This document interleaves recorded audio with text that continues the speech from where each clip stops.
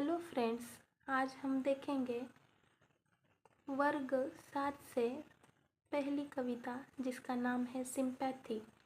Students, today we are going to read a poem on theme of sympathy.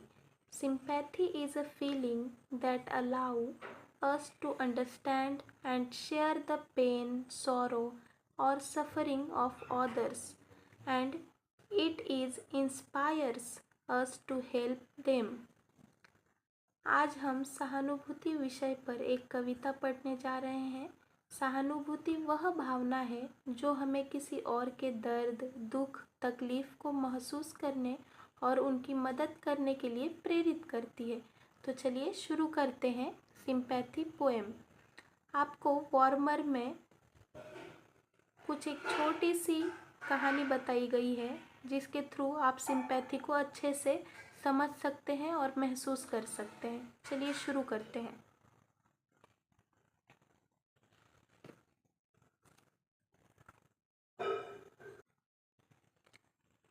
Warmer में हमको बताया है, यानी एक इंस्ट्रक्शन है जो टीचर के लिए है। The teacher will read out the following text to the student. यह जो टेक्स्ट दिया गया है ये बच्चों के लिए उसके टीचर पढ़ेंगे। And ask the question that follow, और नीचे दिए गए कुछ प्रश्न पूछेंगे। तो चलिए शुरू करते हैं। A thirsty old man is sitting beside road. अब देखिए, थर्स्टी का मतलब होता है प्यासा, और साथ ही ओल्ड मैन का मतलब होता है बूढ़ा आदमी। सिटिंग यानी बैठा हुआ है, बिसाइड का मतलब होता है बगल में, द रोड रोड के बगल में, यानी एक प्यासा बूढ़ा आदमी जो कि रोड के बगल में बैठा है। ही सेज, वह कहता है, वाटर वाटर वाटर, यानी वह पानी मांग रहा है। Suraj and Ravi are friend, Suraj और रवि मित्र हैं। They hear the old man's cry, वह उस बूढ़े आदमी का रोना सुनते हैं। कौन? तो सूरज और रवि। सूरज इग्नोर इट, सूरज उसको इग्नोर कर देता है।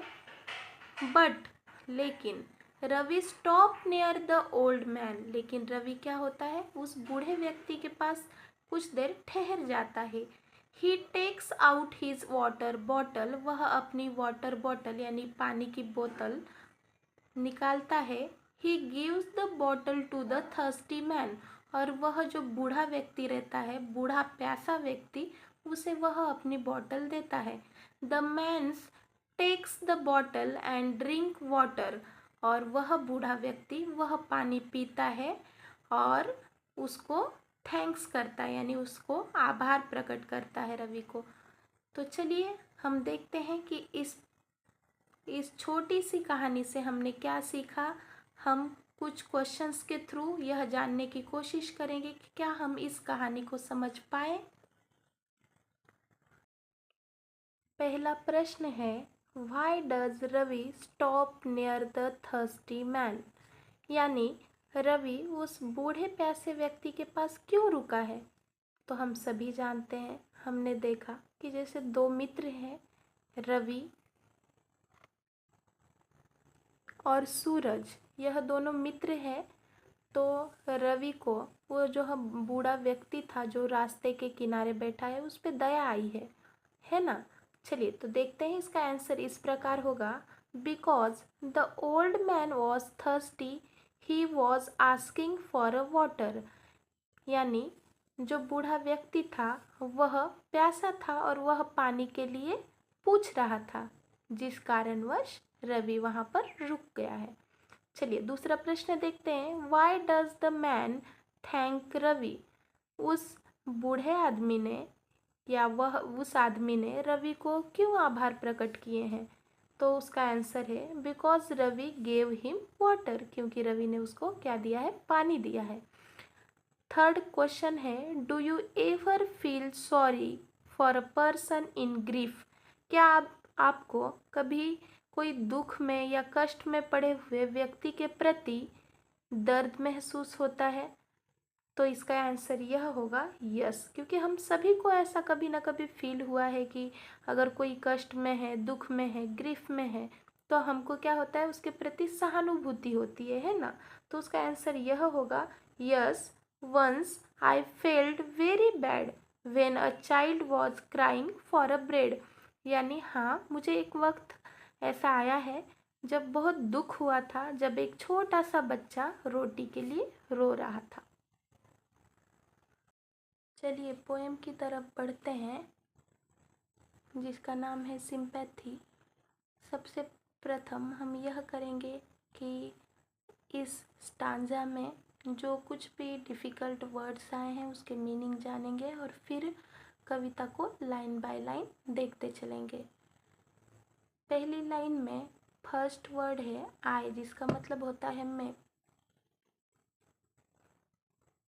चलिए हम पोएम शुरू करते हैं सिंपैथी, जिसकी सर्वप्रथम लाइन है आई ले इन सॉरो, यानी मैं सॉरो यानी दुख में पड़ा था। ले का मतलब होता है पड़े रहना। डीप डिस्ट्रेस, डीप का मतलब होता है बहुत ही, और डिस्ट्रेस का मतलब होता है व्यथित, यानी बहुत ही दुख में पड़ा था। माई ग्रीफ, मेरा दुख। A proud man heard, proud का मतलब होता है बड़ा ही घमंडी, यानी इस पोएम में या इसका मतलब होगा घमंडी। एक घमंडी आदमी ने मेरा दर्द क्या किया, हियर्ड किया है यानी सुना है। हीज लुक, उसके हाव भाव कैसे थे, वेयर कोल्ड, बड़े ही कोल्ड यानी स्तब्ध थे। यानी हम कोल्ड यहाँ पर इस चीज़ को कह सकते हैं कि ऐसा व्यक्ति जिसके चेहरे पे कोई खुशी का, गम का कोई भाव ना हो। ठीक है, आगे चलते हैं, देखते हैं क्या कह रहे हैं कवि। ही गेव मी गोल्ड, उसने मुझे क्या दिया है, सोना दिया है। But not a kindly word, लेकिन एक भी दयालु शब्द नहीं। इसका मतलब हुआ, अगर कोई व्यक्ति आपके दुख में या आपके दर्द में पड़ने से आपको कोई चीज़ दे दे, जैसे कि यहाँ पर कवि को उस घमंडी आदमी ने, यानी प्राउड मैन, एक घमंडी आदमी ने उसको गोल्ड दिया है, लेकिन कोई प्यार भरे शब्द उसके लिए नहीं बोले हैं, तो क्या आपको ऐसे शब्द जो बिना प्यार के बोले हुए अगर कोई व्यक्ति कुछ करे तो क्या उसका कोई महत्व रह जाता है? यह बात सोचने को मजबूर करते हैं। चलिए आगे का स्टांजा देखते हैं और जानने की कोशिश करते हैं कि कवि के साथ आगे क्या हुआ है। माई सॉरो पास्ट, पास्ट का मतलब होता है बीत जाना, सॉरो यानी दुख, मेरा दुख बीत गया। आई पेड हिम बैक, मैंने उसको फिर से पेड कर दिया, लौटा दिया। The gold he gave to me, जो सोना उसने मुझे दिया था। देन स्टूड इरेक्ट, और बड़ा ही तन कर खड़ा हुआ। एंड स्पेक माई थैंक्स, और मैंने अपने जो आभार है वह उसके सामने प्रकट किए। एंड ब्लेस हिज चैरिटी, और उसको क्या किया, उसने जो दान मुझे दिया था उसका धन्यवाद किया। अब हमने यहाँ दो स्टांजा देखे, तो देखिए एक स्टांजा में हम देख रहे हैं कि जो यहाँ पर पोएट है, पोएट को एक प्राउड मैन यानी घमंडी आदमी कुछ दे रहा है, तो वो क्या दे रहा है, उसको सोना दे रहा है, लेकिन कोई भी प्यार भरे शब्द उसके लिए नहीं बोल रहा है, यानी नॉट अ काइंडली वर्ड, है कि नहीं, एक प्यार भरा कोई शब्द वो उसके लिए नहीं बोल रहा है। और आगे वाले स्टांजा में यानी सेकेंड स्टांजा में हम देख रहे हैं कि कवि ने जब उसका दुख दूर हो गया है तो उसने जो कुछ उसको सोना दिया था वह उसको क्या किया है, लौटा दिया है। किस तरीके से लौटाया है, तो वह बड़ा ही स्टूड इरेक्ट हुआ है, मतलब तन कर खड़ा हुआ है। इरेक्ट का मतलब होता है तन कर खड़े होना, तो वह बड़ा ही तन कर खड़ा हुआ है। एंड स्पेक माई थैंक, और कह रहा है कि मैंने मेरे आभार व्यक्त किए, किसके लिए, उस घमंडी आदमी के लिए, जबकि उसने जब दिया था तो उसके लिए कोई प्यार भरे शब्द नहीं किए कि आज आप परेशानी में हैं तो आप सोना लीजिए और अपना काम कीजिए, ऐसे कोई वर्ड नहीं कहे।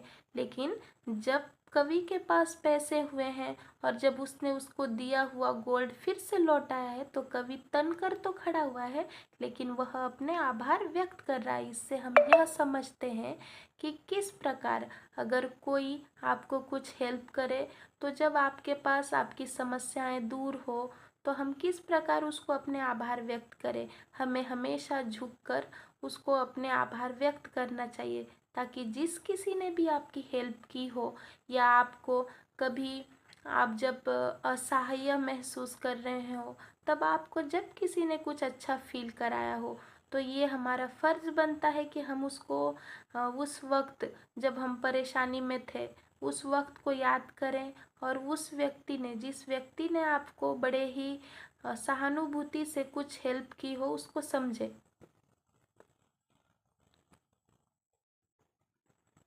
चलिए तीसरे स्टांजा की तरफ बढ़ते हैं। क्या कह रहे हैं कवि, देखते हैं। आई ले इन वांट, मैं ज़रूरत में पड़ा था। ले का मतलब हम पहले ही देख चुके हैं, यानी पड़े रहना। तो क्या कह रहे हैं कवि, आई ले इन वांट, मैं ज़रूरत में पड़ा था। इन ग्रीफ, दुख में पड़ा था। एंड पेन, दर्द में पड़ा था।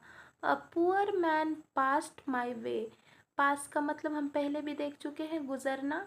तो क्या कह रहे हैं, एक पुअर मैन यानी एक गरीब आदमी कवि के पास से, पोएट के पास से गुजरा है।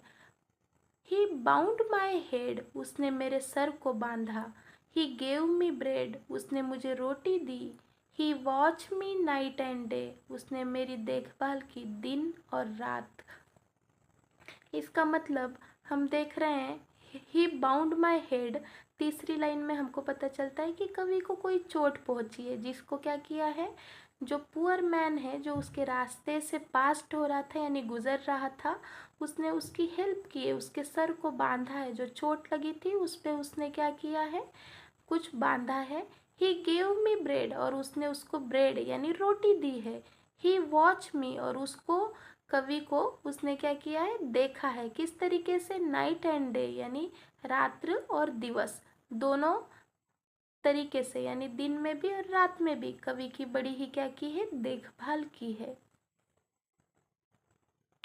चलिए चौथे स्टांजा की तरफ बढ़ते हैं। देखते हैं चौथा स्टांजा हमको क्या बताने की कोशिश कर रहा है। How shall I pay him back, मैं कैसे उसको वापस लौटाऊंगा। For all he did to me, जो कुछ उसने मेरे लिए किया। तो कवि यानी कि पोएट यहाँ बात कर रहे हैं उस गरीब व्यक्ति की जिसने क्या किया है, कवि की हेल्प की है, उनको ब्रेड दिया यानी रोटी दी है। बाउंड माई हेड यानी कि कवि का सर बांधा है जिसने की, और उसको क्या किया है, वॉच डे एंड नाइट, और रात और दिन उसकी देखभाल की है। यानी ये जो कुछ भी कवि के लिए उस गरीब व्यक्ति ने किया है वह सब कवि कैसे लौटा पाएंगे। ओ गोल्ड इज ग्रेट, तो कवि कह रहे हैं हाँ मैं मानता हूँ कि गोल्ड यानी कि सोना क्या है, ग्रेट है, महान है।